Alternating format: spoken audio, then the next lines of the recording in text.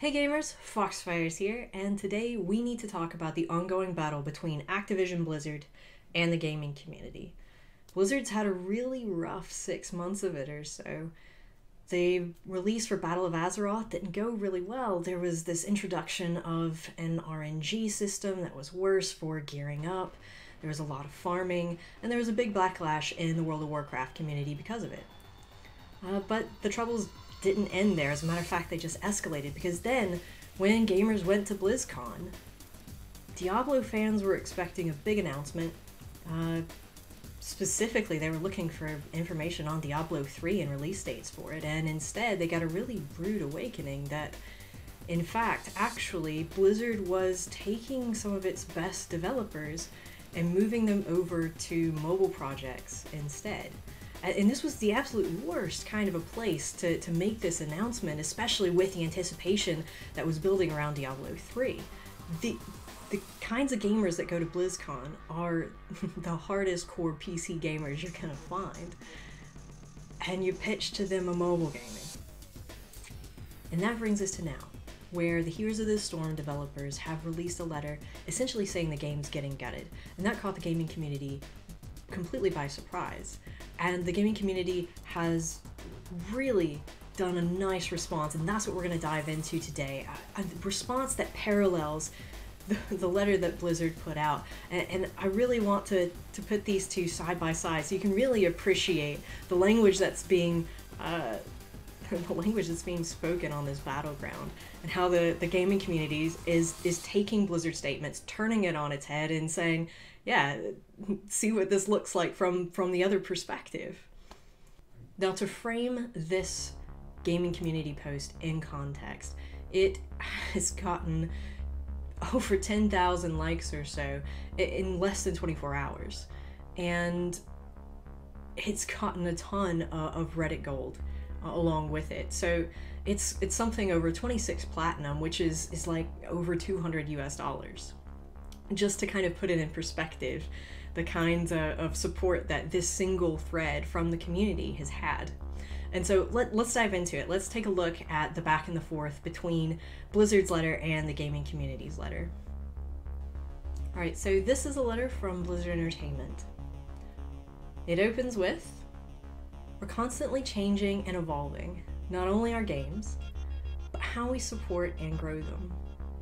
This evolution is vital to our ability to continue doing what we love to do, making great games, and it's what makes Blizzard, Blizzard."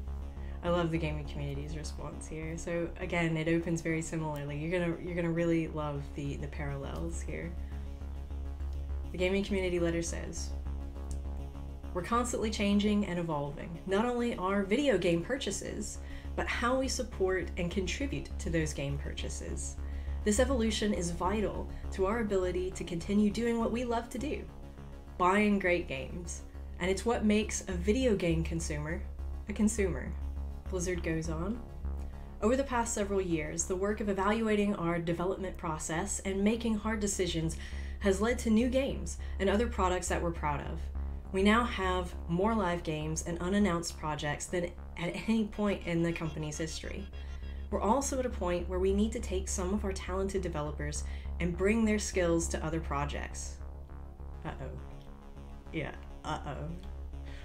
"As a result, we've made the difficult decision to shift some developers from Heroes of the Storm to other teams."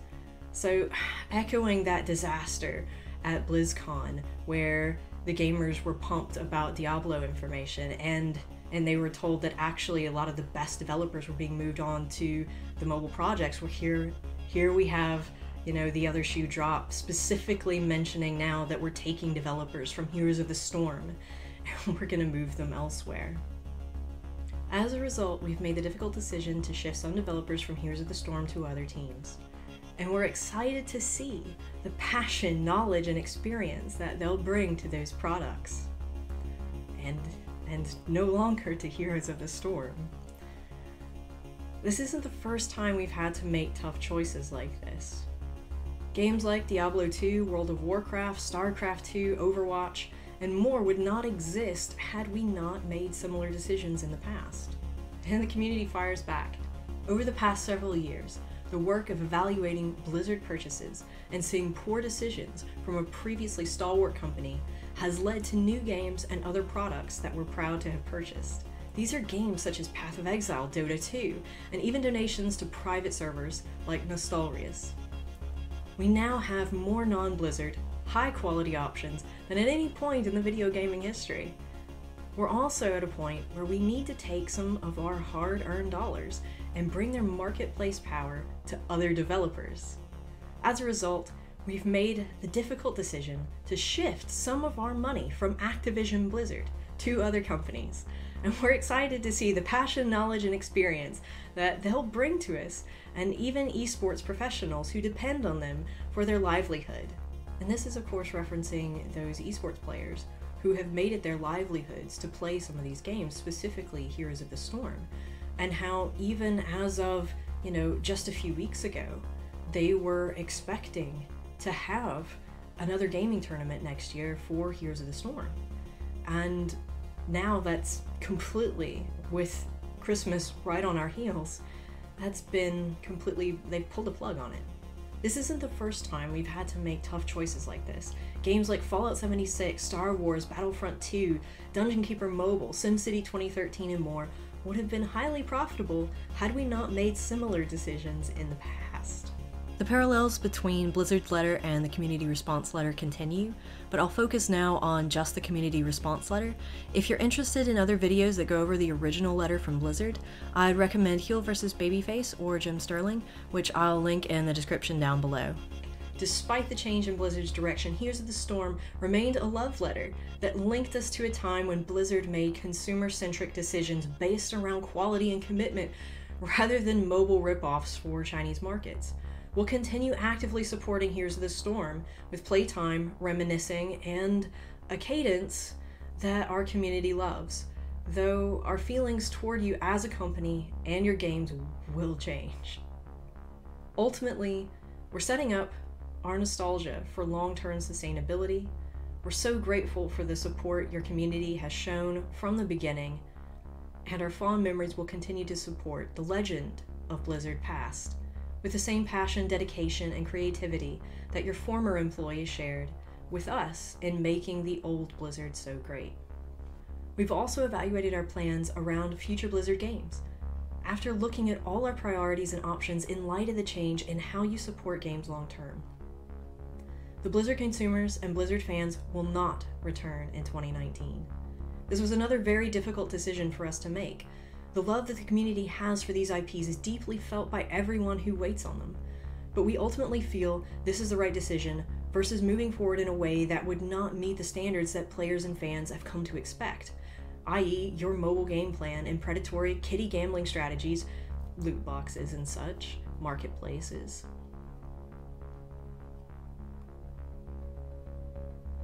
Rather than the quality and commitment we expect, as well as crappy expansions with little communication with your communities, killing profitable games that aren't profitable enough, etc., etc. And the gaming community concludes, while we don't make these decisions lightly, we do look to the future excited about what decisions will mean for other game developers and all the projects they have in the works. We appreciate all of those old Blizzard games and everyone who worked on them in old Blizzard, and look forward to sharing many more epic gaming experiences made by other companies that were inspired by your old values and old talent. Good luck with your stock and your esports. This is in reference to throughout the past 6 months, as each one of these blows comes, the Blizzard stock, Activision stock is just really taking a hit as well. This is definitely not happening just in a bubble with the gaming community. I gotta say about this Blizzard letter, they know what they're doing, and they know that it is going to create backlash. I really wish they would adapt the language to reality. Instead of trying to paint it as this pretty picture of, this exciting time for creativity and amazing other projects, fine, there's going to be a time and a place to promote all of that. Once it looks like you've got something there that's going to be amazing and you're ready to share that. But in the meantime, the way the gamers are seeing it, of course the way we're seeing it, is that you're getting another one of your games. It's not exciting, especially in the context, from what we learned from BlizzCon, that the projects they're moving towards are mobile gaming. Again, those who play Activision Blizzard games, like World of Warcraft, StarCraft, and so on, these are PC gamers.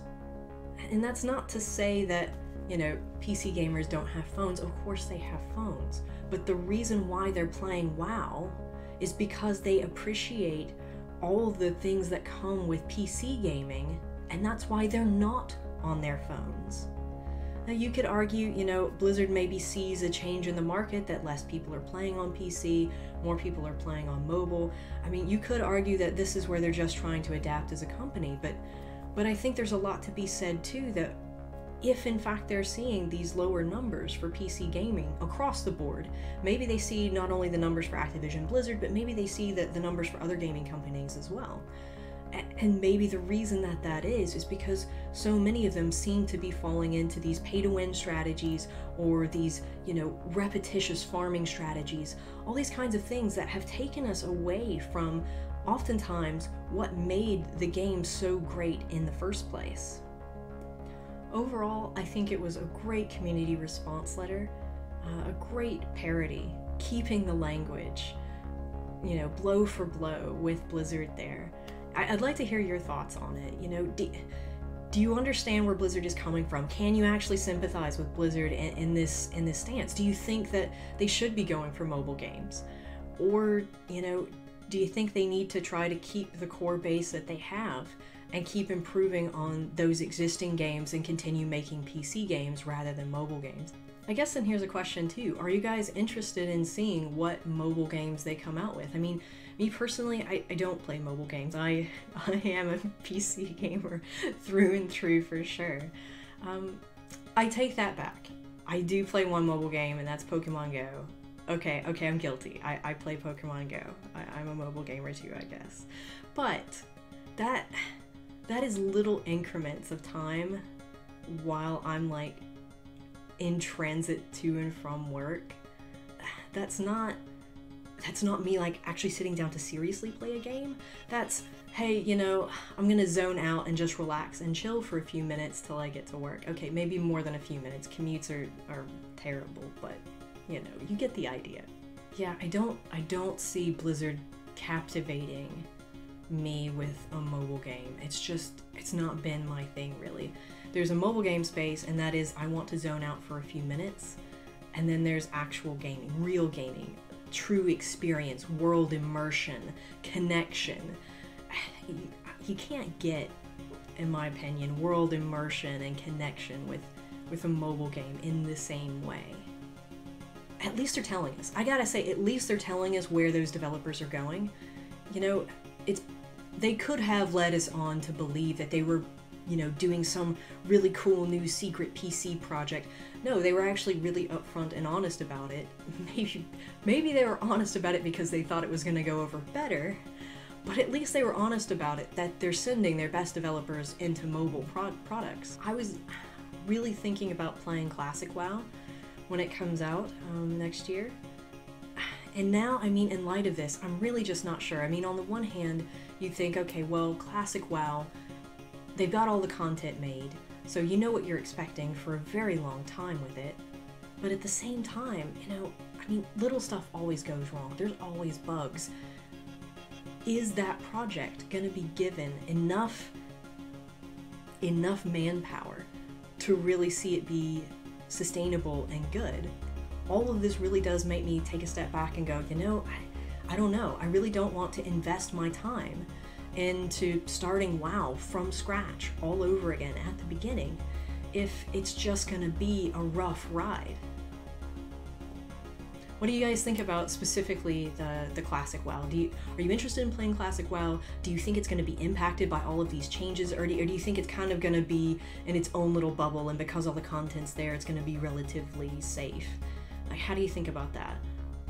Alright gamers, I hope you've enjoyed this video, and be sure to like and subscribe if you haven't already. Ring that notification bell, and let me know what you think. As always, on Foxfires, and this has been an interesting discussion on the battleground between Blizzard and the gaming community.